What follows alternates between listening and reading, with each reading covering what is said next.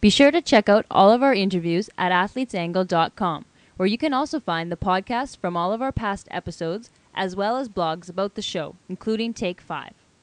In terms of a TV contract, what is the balance between profiting from TV coverage and using it as a promotional tool? Like, for example, a couple of years ago when the NHL basically gave away their TV rights to NBC just to get their games in the homes in the United States.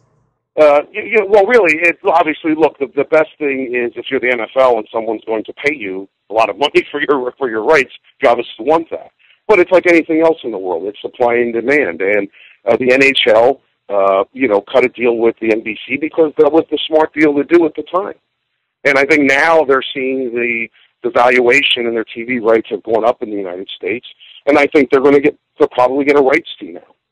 And because they did the right thing, they got the right TV partner to brand it, to build awareness for them. They created the Winter Classic, and it's created some momentum for them.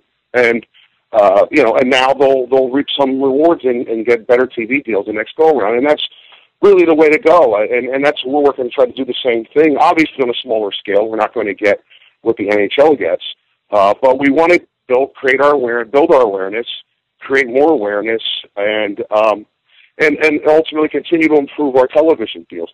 Exciting things too is though that with new media, there's ways to get your product out there beyond television with the internet and the digital world, and we stream all of our games, so all of our fans have access to our games. Online. Our games are streamed on iPads, they're streamed on BlackBerries, and we do it for free, and so at no cost to the consumer. I'm not sure there's any other league out there that does that.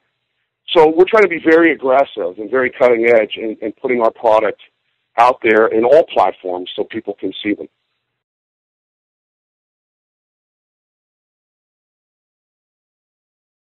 Now, as we mentioned earlier, you guys, the NLL, has been focusing their attention on attracting the attention of an entire country, not so much just the Eastern time zone as it used to be.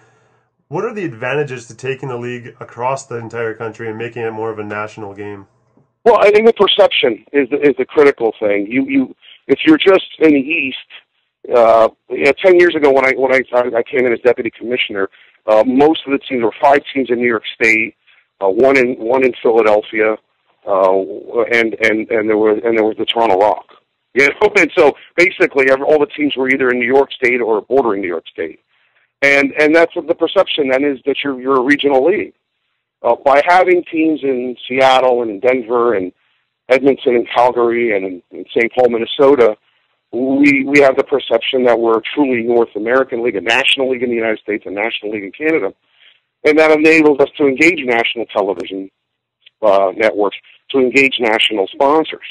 If you're going to be, if you're going to have 5 teams in one state out of 7 or 8, you're going to be getting regional sponsors.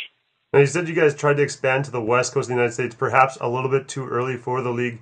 So what are the other disadvantages, I guess, to making your product more national rather than just the regional around the New York area?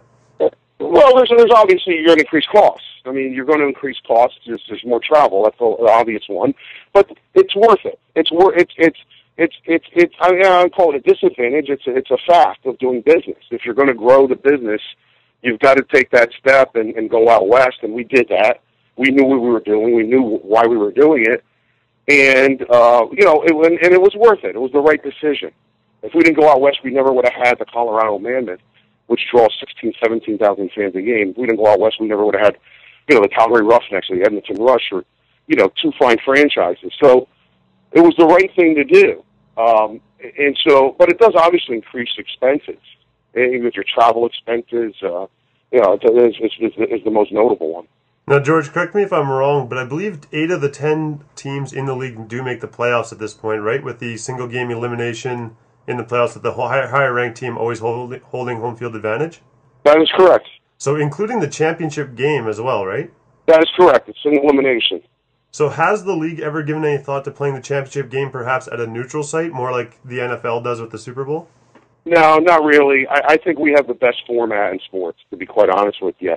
The electricity and the energy at our championship game is and I'll say it to the commissioner of the NFL, it's superior to the Super Bowl. Because in the Super Bowl, 80% of the fans there are just neutral. They're people that are with the home team, or they're rooting, or they're corporate sponsors. And I've been to 6 or 7 Super Bowls, and I've been to 10 NLL championships, and the environment in an NLL championship is superior to any other event because it's always like a Game 7 atmosphere. And you don't get that in any other sport. In the NHL, the NBA, and Major League Baseball, you only get that atmosphere unless there's a Game 7, and that doesn't happen every year. In the NLL, we always have that atmosphere when both teams go to the arena that night in front of one of the team's fans, and they know someone's walking home with the cup that night. And the intensity that hangs on every play, on every goal, is incredible. And I think it's one of the great things we have in our league. Now that's not to say somewhere down the road, maybe someday, for television we decide to go to a best of 7 or something. But the idea of going to a neutral site, I think is just, I don't see any advantage in it at all.